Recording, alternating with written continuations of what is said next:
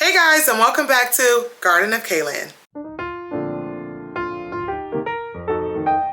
Lots of people think owning houseplants has to be so extra, and sometimes it is. But by no means does it have to be intense and complicated in order to have healthy, happy houseplants. If you're a new plant parent or just doing some research before starting your plant journey, here are some great starter plants. This is a Pothos, and these are a great place to start. The Pothos was actually my very first houseplant ever. I got it from my mom, and I still to this day consider this one to be a gateway plant. Not only is the Pothos easy to care for, but they also adapt to so many different lighting conditions, and they're not one of those fussier ones about humidity. You don't have to play guessing games with watering either, because they'll curl up when they need a drink. They're pretty forgiving when it comes to missing a watering or two, like I usually do, and I've seen them grow at impeccable rates. Believe it or not, this is actually one of my smaller ones. You can even switch it up with the Pothos. You can go for like a Cebu Blue, Manjula, Pearls and Jade. There's just so many of them. I have a lot. Whichever one you do decide to get though, it won't let you down. And for the most part, they're readily available and easy to find. They're not one of those like rare, expensive type of plants. And might I add that they propagate with ease. So if your mom has one, you can clip a piece of hers and grow your own from it. Not that I did that or anything. I must warn you though, these will build your plant confidence so fast, and it's easy to get ahead of yourself. Anyway, if you've had your eye on a Pothos lately, I say go for it. Next up, the Philodendron. Most of what you see behind me is philodendrons. Most of my plants are philodendrons, to be honest. There are actually about 450 different types of philodendron. So you got a lot to pick from. Not all of them are gonna be easy though. Slow your roll, slow your roll. When you hop on the philodendron train, it is fast-paced and hard to get off of. You start seeing more and more of them, and before you know it, you're on the internet at 2 a.m. looking for the next one. I heard. For you, my friend, let's start with a basic heartleaf philodendron. These are viney, elegant, yet simple and very versatile. You can stake them, you can trail them down, you can even let them like climb up a wall.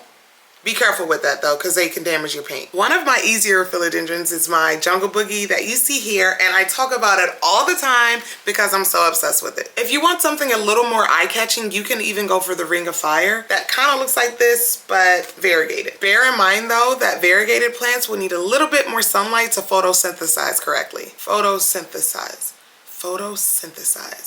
I can't say that fast for some reason. Like I was saying though, the options for a philodendron are vast. You can go for climbing, crawling, trailing, upright, the list goes on and on. If you want something easier but a little less common, you can even go for the Philodendron Yopii or the Philodendron Billy. And as always, research your plant first, because number one, you want to see what it looks like when it gets more mature, and you want to make sure you know how to take care of it. For the most part though, once you get the soil ratio down, you're kind of good to go. Speaking of soil, philodendrons are part of the arborvitae family, and a lot of them are epiphytes, meaning they grow on the surface of other plants. For example, growing up a tree. And the way that they get their nutrients is from the rain, the air, and like debris collecting around them. I feel like I'm on like Bill Nye the Science Guy or like Magic School Bus or something. I sound so sciencey.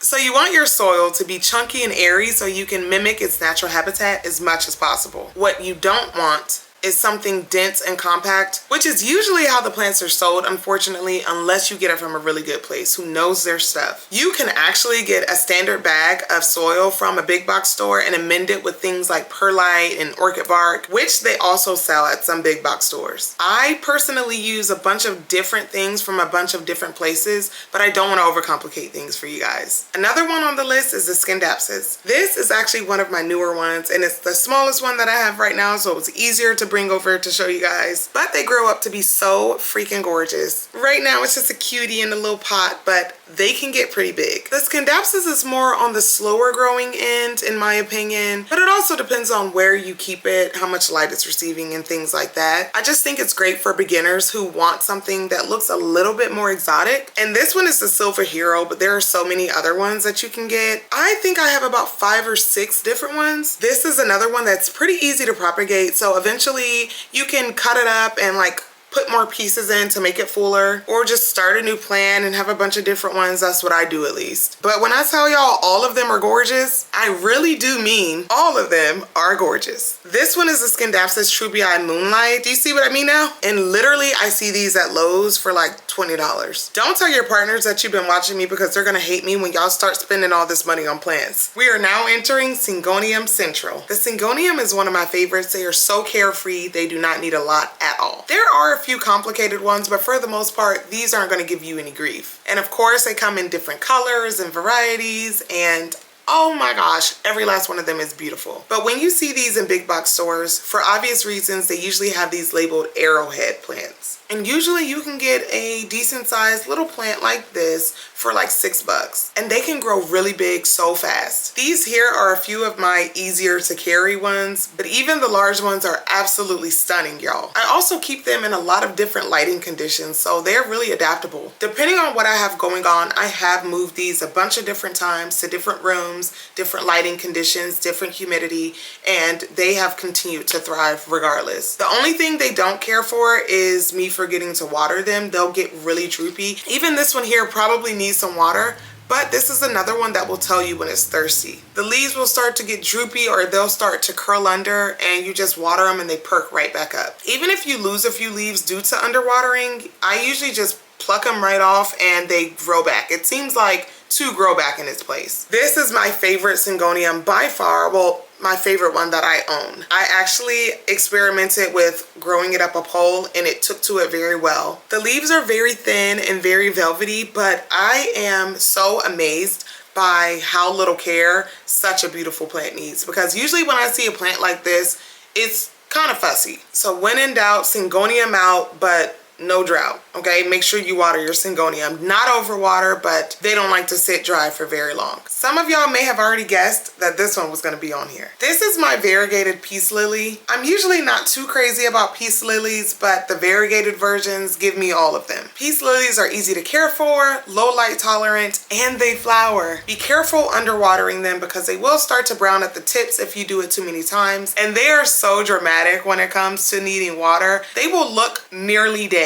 to get a drink of water. Talk about seeking attention. But even though they're pretty dramatic about needing water, they do perk right back up when you give them a drink. I could not maintain that relationship with my peace lilies, so I put this one in LECA, because baby, I do not have time. These can also get big. You can actually buy them really big, and you can get them for decent prices too. This is only one of 3 that I currently own. Or is it 4? 4. And sometimes I completely forget about them, but they're all still doing okay. So if you like this growth pattern and don't mind your plant getting pretty big, go for a peace lily. This is a ZZ plant. I honestly don't remember the last time I watered any of my ZZs, but it's because I have them in incredibly dark places and they don't seem to mind that much. If I were to dig this up, they're actually connected to these potato looking bulbs that actually store water. So you really don't need to water them that often because they kind of water themselves. Somebody should have told me that the first time I repotted it because I was like, what is happening? So we got low light tolerant, drought tolerant. So if you don't mind a more terrestrial look, I think you should go for this one. It's funky, it's fun, it's interesting, and I've seen them get really tall. You can actually buy them really tall. Keep in mind though, if you keep it in a sunnier spot, again, I have mine in dark areas of the house. If you keep them in a sunnier spot, you have to water them way more often than I do. But since I have them down off the shelves, I think I'll go ahead and water them today. This one is my favorite because of the contrast of colors. The ZZ Raven is definitely runner up. I love the leaves because they're like black, basically. They come in kind of green, but they harden off to this black color, and oh my gosh, I love it so much. Actually, now that I have it down off the shelf, I kind of want to put it somewhere else so it can get bigger. And they will not trip over me moving them either because they're not fussy at all. Not about light, not about water, not about humidity. In fact, this one was a lot bigger, but I was watering it too much and it started losing leaves. So don't overwater your ZZ plant, people. Okay, how'd you guys take that information? I know it kind of seems like a lot, but believe me, it is not hard. And it's gonna be so rewarding when you see your plants get bigger and bigger.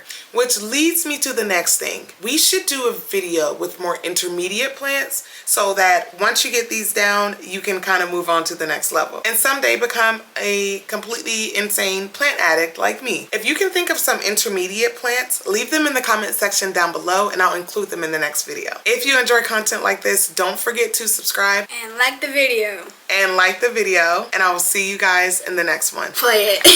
You guys are so weird.